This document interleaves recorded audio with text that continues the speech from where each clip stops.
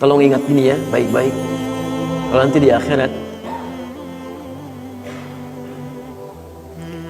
Anda tidak temukan saya di surga, tolong ingatkan kepada Allah, saya pernah ada di sini.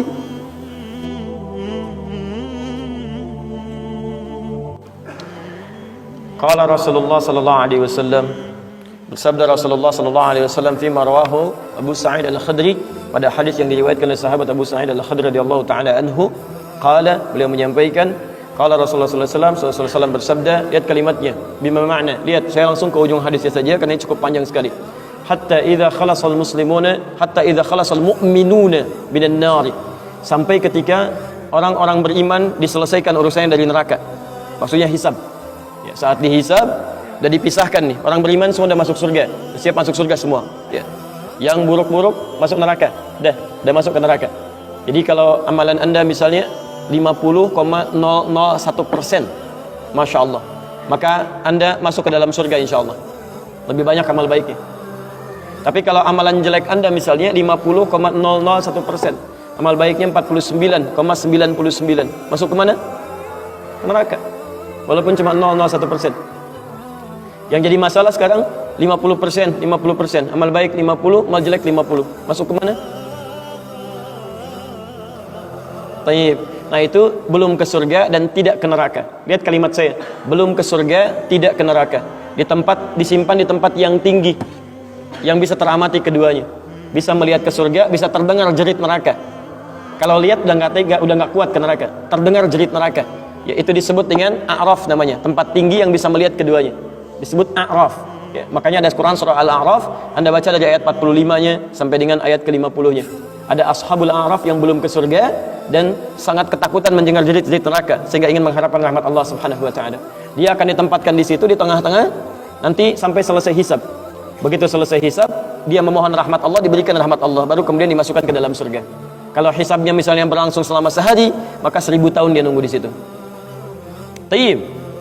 Hatta idza khalasal mu'minuna minan nar, sampai ketika orang-orang beriman itu ya, mulai diselesaikan dari urusan nerakanya. Taib, sudah mulai masuk ke dalam surga. Ini sudah selesai, mau masuk ke dalam neraka. Dan dimasukkan, masuk semuanya. Apa yang terjadi? Ma minkum min ahadin bi ashaddi munashadatan lillahi fi istiqsa'il haqqi li ikhwanihi tayyib minal mu'minin lillahi minal mu'minin. Anda tidak akan temukan pada saat itu situasi saat orang-orang beriman akan masuk ke dalam surganya, sementara yang neraka sudah dihukum di situ, sudah banyak yang dihukum, sudah macam-macam masuk. Ini sudah mulai mau selesai, tiba-tiba ada orang-orang yang mengadu kepada Allah Subhanahu wa taala, memohon dengan sangat. Nabi katakan, Anda tidak akan pernah temukan orang yang paling banyak kuat permohonannya kepada Allah, memelas dengan tulus. Asyaddu munasyadatan. Munasyadah itu sesuatu yang dimohonkan dengan sangat. Ya Allah, mohon ya Allah. Mohon ya Allah. Fawalladzi nafsi biyadi, sampai Nabi berkata, maka demi Allah yang jiwaku ada di tangannya. Ini Nabi bersumpah dengan jiwanya. Tidak pernah ada kalimat dalam hadis ya, kalimat seperti ini kecuali menunjukkan itu sangat serius. Ingat, sangat serius. Dan ada sesuatu yang penting di dalamnya. Nabi serius menyampaikan ini. Kita jangan anggap bercanda gitu kan. Falladzi nafsi biyadi, maka demi jiwaku yang ada di tangan Allah Subhanahu wa taala, yang bisa diwafatkan kapan saja. Lihat kalimatnya.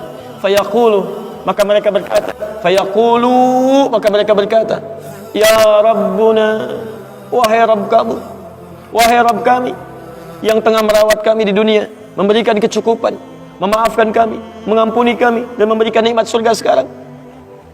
Wa ya Rabbuna, ya Rabbuna, wahai Rabb kami, hum ashabuna, mereka ada di antara teman-teman kami. Dalam kalimat yang lebih kuat, kalimat yang menggunakan ikhwan, kata ikhwan, hum ikhwanuna, hum ikhwanuna, mereka saudara-saudara kami ya Allah. Hum yasumuna ma'ana, ada orang-orang yang berpuasa bersama kami saat di dunia. Yusalluna ma'ana, kanu yusalluna ma'ana, mereka salat bersama kami saat di dunia. Jadi tiba-tiba ada sekelompok ikhwan yang datang kepada Allah, yang kehilangan saudaranya. Kok nggak ada di surga gitu kan? Ketika dia mau berangkat, padahal dulu punya cita-cita yang sama dan sebagainya, tapi karena bekalnya tidak cukup, sebagian ada yang masuk ke dalam neraka. Tiba-tiba mengatakan kepada Allah dengan permohonan yang sangat, ya Allah, saya kehilangan saudara saya. Ya Allah, saya kehilangan saudara saya. Ya Allah, dulu kami puasa sama-sama. Ya Allah, dulu kami sholat sama-sama. Ya Allah, dulu kami ibadah sama-sama. Ya Rabb, kami tidak temukan dia di sini. Ya Allah, mohon terus, mohon. sampai ketika puncak pada permohonannya, tiba-tiba Allah berfirman, akhriju man araftum. Hei para malaikat, keluarkan orang yang dikenali oleh orang-orang ini, yang disebutkan tadi. Keluarkan mereka dari neraka. Tiba-tiba dikeluarkan. Bertemulah orang-orang ini dengan temannya. Sampai Allah kemudian dengan rahmatnya katakan lagi, akhriju man kana fi qalbihi mithqala dzarratin minal iman. Keluarkan sampai yang ada titik terkecil iman dalam hatinya, keluarkan dari neraka. Bahkan hadis ini ada di Al-Bukhari nanti, ya ada di Al-Bukhari nomor hadis ke-14, posisi paling kiri sebelah bawah, ya. Tayyib, sampai mereka kemudian dikeluarkan dalam keadaan gosong, sudah mulai terbakar habis dan dimasukkan ke dalam surga kemudian. Setelah selesai hisabnya di dalam nerakanya, dikeluarkan dari situ. Jadi ada orang-orang yang dengan syafaat temannya bisa keluar dari neraka, masuk ke dalam surga, ada yang sama sekali tidak membantu itu. Ya, dosa-dosa yang begitu besar tidak bisa keluar dan kekal dia di dalam neraka. Walaupun dia merasa beriman kepada Allah, tapi digugurkan keimanannya dengan ibadah-ibadah yang melanggar ketentuan Allah, seperti syirik dan sebagainya. Tapi poinnya adalah tiba-tiba ada segolongan teman yang memohon kepada Allah Subhanahu wa taala, ya Allah, kami puasa sama-sama, kami ibadah sama-sama, kami sholat sama-sama ya Allah, cuman saya nggak temukan dia di sini. Itu indah. Nah, permohonan sesuatu untuk melengkapkan pada yang kurang disebut dengan syafa' namanya. Pelengkap yang kurang disebut dengan syafa'. Makanya di tarawih itu ada salat syafa'. Antum salat 11 rakaat, 2 rakaat penyempurnanya yang ke-10 disebut dengan syafa', 1 rakaat akhirnya disebut dengan witir. Ya, ada teman yang merasakan ada yang kurang nih ya Allah, begitu saya masuk, teman saya nggak ikut, saya ingin dilengkapi dengan itu ya Allah. Tayyib, permohonan untuk menggenapkan sesuatu yang kurang dengan sifat yang sangat memohon luar biasa, maka kalimatnya dirubah dari syafa' menjadi ditambah tak di ujungnya dengan alif di tengahnya, jadi syafa'ah. Tayyib, saya mau akhiri ya, karena ini sebenarnya tidak banyak bahasannya. Siapa orang-orang ini? Itu yang disebut dengan ikhwan. Makanya ketika ayat Qur'annya mengatakan wa kuntum ala syafa hufratin minan nari fa anqadhakum minha, dan kalian sudah ada bahkan yang sudah mau di bibir neraka itu. Karena ketika diangkat itu oleh Allah Subhanahu wa taala dengan perintahnya, ya diperintahkan oleh Allah. Tayyib, dalam bahasa hadisnya ada yang diangkat baru neraka itu masuk ke kakinya sampai ke betisnya. Ada yang sudah masuk sampai ke punggungnya, ada yang sudah ke lehernya, dan ada yang sudah tenggelam di dalamnya. Tayyib, jadi ada yang baru di bibir neraka diangkat, ada yang baru sudah mau masuk ke neraka diangkat, ada yang sudah tenggelam diangkat. Jadi macam-macam. Ya, fa asbahtum bi ni'mati ikhwana. Siapa yang bisa mengangkat itu semua? Di antaranya Allah berikan nikmat kepada Anda dengan dapatnya ikhwan-ikhwan dalam kehidupan.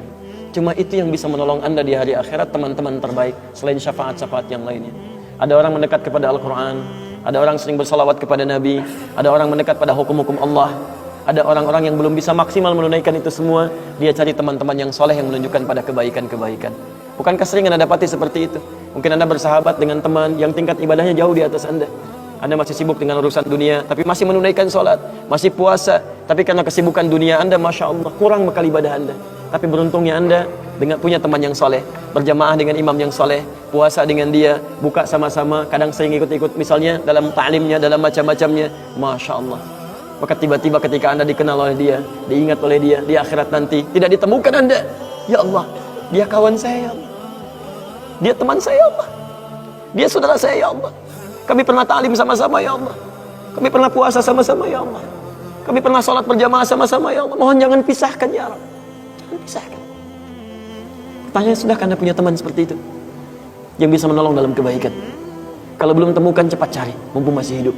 Sebab kalau sudah kehidupan itu berakhir, tidak mudah untuk menemukannya. Maka pastikan di kantor Anda, teman Anda bisa membawa Anda ke surga. Pastikan di rumah Anda, pasangan hidup Anda adalah teman yang bisa membawa Anda ke surga. Pastikan di tempat kehidupan Anda, siapapun tetangga Anda, kerabat Anda, teman-teman sekolah anak Anda adalah teman yang bisa mengingatkan dan membantu Anda untuk mencari Anda bisa masuk ke dalam surga. Dan saya mohon pada Anda semuanya, tolong ingat ini ya, baik-baik. Kalau nanti di akhirat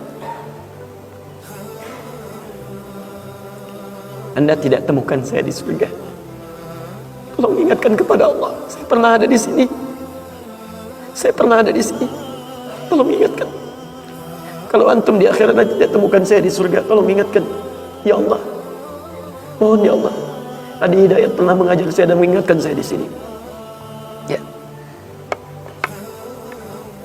Subhanakallahumma wa bihamdika asyhadu an la ilaha illa anta astaghfiruka wa atubu ilaik. Wa akhiru da'wana alhamdulillahi rabbil alamin. Assalamualaikum warahmatullahi wabarakatuh.